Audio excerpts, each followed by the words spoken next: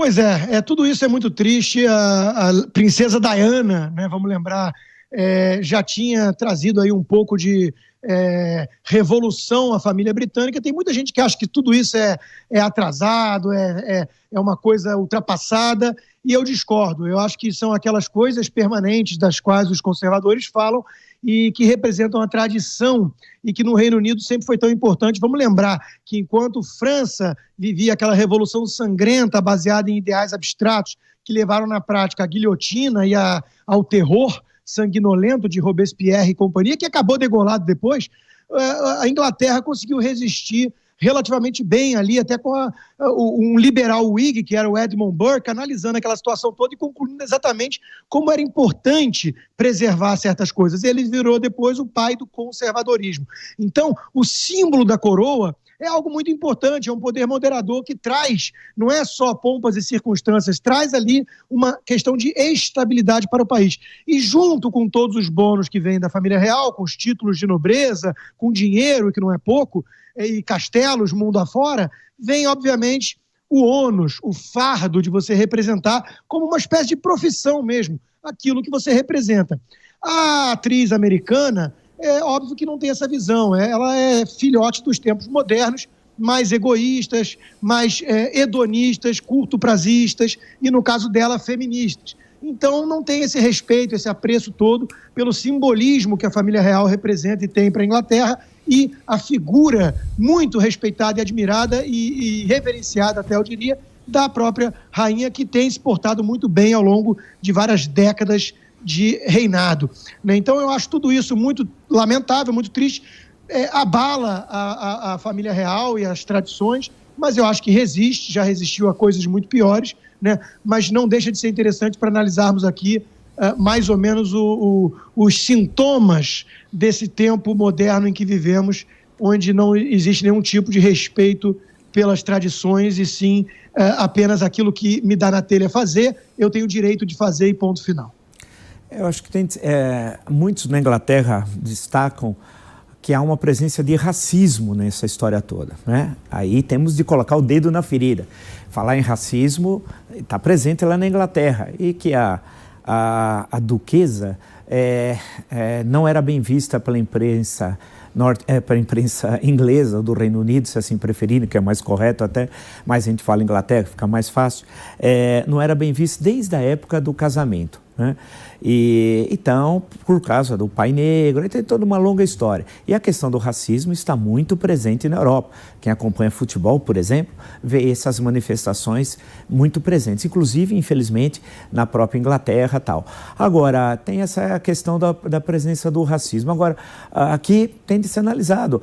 A monarquia, essa última monarquia é uma invenção, essa dinastia é uma invenção. Vieram da Holanda, no final do século XVII. No final do século XVII, nem ingleses eles são, arrumaram o nome inglês, Windsor, para disfarçar. Foi ali do final dos processos das revoluções inglesas do século XVII, desde 1640, depois Cromwell, depois 1688, 89, a Revolução Gloriosa. Aí eles importam uma dinastia da Holanda e resolvem um problema que foi grave em séculos anteriores com os Stuarts e com os Tudors. Tal. Aí tem uma longa história. E é bom lembrar que na década de 30 do século passado, nós tivemos um rei inglês nazista, né? Nazista, e que foi obrigado, ainda bem que cismou de casar com uma americana divorciada, mas era nazista e que criava um problema seríssimo político para o governo inglês, né?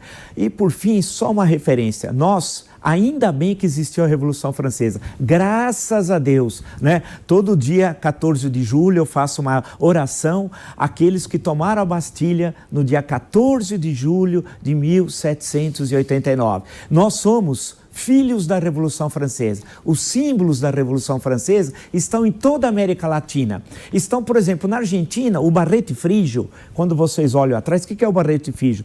É um gorro com o laço tricolor. É um símbolo da Argentina. Aqui no Brasil, várias cidades, no estado de São Paulo, tem o barrete frígio como símbolo das suas cidades. A Mariana, o símbolo da Revolução Francesa, está na nossa moeda. Se você olhar atrás da nossa moeda, aquela mulher representada é a Mariana, que no quadro do Delacroix, mais à frente, no século XIX, que é um quadro maravilhoso, que está no Museu do Louvre, é a liberdade guiando o povo. A bandeira tricolor foi usada aqui no Brasil durante muito tempo. A Marselhesa, aqui no Brasil republicano, ela tocava antes que o hino nacional. O dia 14 de julho foi feriado durante a Primeira República, entre 1890 até o governo Arthur Bernardes. Os princípios democráticos de cidadania, de controle do Estado, advogados pela Revolução Francesa, foram adotados no Ocidente. Então, graças a Deus... Infelizmente, nós não vamos ter tempo para debater a Revolução graças a Deus, temos a Revolução Francesa. Eu recomendo aos nossos ouvintes o livro do Christopher Downsall sobre isso, um grande historiador católico, os anjos, os deuses da Revolução. E enquanto acontecia uma Revolução Americana sem esse derramamento todo de sangue que pariu um país outro processo histórico, realmente livre, a Revolução Francesa não só teve a guilhotina, como eu já falei, e o terror jacobino, como depois levou à ditadura de Napoleão e foi ali um precursor da Revolução Bolchevique, que em 1917... Aí põe a bola no chão, aí virou o samba do crioulo doido, hein? Comparar Napoleão, a Lenin, a Revolução, isso é um absurdo. Você seria reprovado no ginásio se fosse um aluno. Não há relação nenhuma entre o Napoleão. Eu falei jacobinos. Revolução Francesa. Nada, mas você falou o Napoleão, que Napoleão veio depois, como consequência. Um monte de coisa. Não faça essas relações históricas que não são cabíveis. Inúmeros historiadores sérios, talvez aqueles que não decorem só datas, mas estudem análise. Você está falando coisas absurdas. Os historiadores sérios sabem muito bem que os jacobinos tiveram muito a ver com o legado bolchevique. Não tem nenhuma relação. Nenhuma relação. Olha, essa história parece a música. Tiradentes casou com a Leopoldina, daí nasceu o Anchieta e proclamou a escravidão. É mais ou menos um rolo desse tipo. Não há relação nenhuma entre o processo revolucionário francês, a questão do Napoleão, que é já no final do século XVIII e depois, em 1804, o imperador. Não há nenhuma ligação. Napoleão não veio colocar ordem depois aí tem o Código Napoleônico, a expansão das ideias francesas, que eram chamados pela colônia portuguesa, pela metrópole, de abomináveis princípios franceses. Isso tem um processo histórico importante. Não tem nenhuma relação... Infelizmente, muito professor de história no Brasil padece de uma coisa chamada anti-americanismo. Não tem nada a ver a independência dos Estados Unidos com o processo histórico Revolução Francesa. A Revolução Americana, 1776, ela tem a ver com a questão da independência da metrópole. Não tem nenhuma relação com o processo histórico da França. É uma outra história.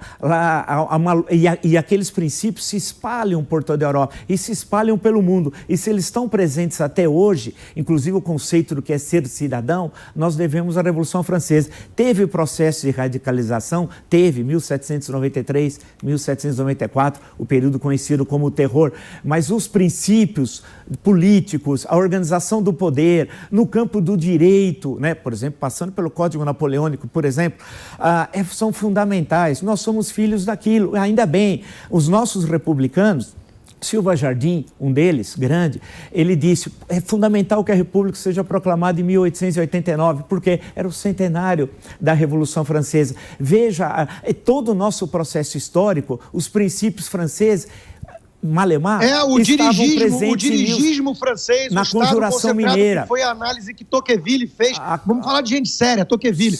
Tocqueville fez uma análise brilhante desse período. E era alguém que admirava justamente o modelo americano, que tem muito mais a inspirar o mundo. Não, mas aí é um outro processo. História no Brasil, a Conjuração Mineira, a forte influência... patológico, sim, a Conjuração Mineira, os fortes e a influência dos princípios franceses. Basta olhar um livro bonito chamado O Diabo na Livraria do Cônego, que é um Inconfidente, para ver os autores franceses que lá estavam, a influência dos princípios franceses. Isso vai estar presente também em 1817. É engraçado que quando a gente é nacionalista, quando interessa, quando é para ser anti-americano, mas na hora de babar ovo de francês, aí a gente pensa em francês, não os pensa mais em português. Os princípios circulam, as ideias, elas vamos circulam nos pelo inspirar mundo, nas boas ideias. Olha os Estados Unidos. E o processo depende de que ideias norte-americanas. Você tem de ver que o processo de independência dos Estados Unidos depende de ideias, depende de que ideia são. Você tem uma literatura americana riquíssima, um cinema, um teatro, depende do que nós estamos falando dos Estados Unidos. Ele tem várias faces. Eu não estou falando de Trump. Trump é a decadência, é a ignorância do poder. De quem nunca teve Napoleão, eu posso citar os grandes escritores americanos, muitos que vieram ao Brasil na época da política da boa vizinhança, do Franklin Roosevelt, o maior presidente provavelmente da história dos Estados Unidos do século XX. Dos piores, né? Claro, deve ter sido o pior, sim. Que enfrentou e venceu o nazismo, ganhou 4 eleições consecutivas, né? Teve preocupações sociais, as mesmas preocupações que você não tem. Você contra a creche. Veio o Bruno Caetano aqui, você estava falando contra a creche, porque você tem dinheiro, você não sabe o que é ser pobre e precisar de creche. Esse discurso é um discurso da barbárie. Você não é liberal, não. Se o Sturte-Mil ouvisse você falar, você acha o Sturte-Mil de esquerda, comunista. Respeita os ouvintes, Vila. Você acha o Sturte-Mil comunista. Isso não é liberalismo, nem conservadorismo, isso é reacionarismo. O Sturte-Mil, se chegasse aqui no Brasil, ele estaria assustado. É a mania de pegar as ideias e querer impor a força. Achar Trump estadista é uma das coisas mais patéticas do mundo. Vamos discutir coisa séria, vamos falar agora, conhecer a Revolução Francesa, a literatura enorme, há mais de 200 anos, tem coisas belíssimas, e nós, graças a Deus, todo dia 14 de julho, eu oro para aqueles que tomaram a Bastilha.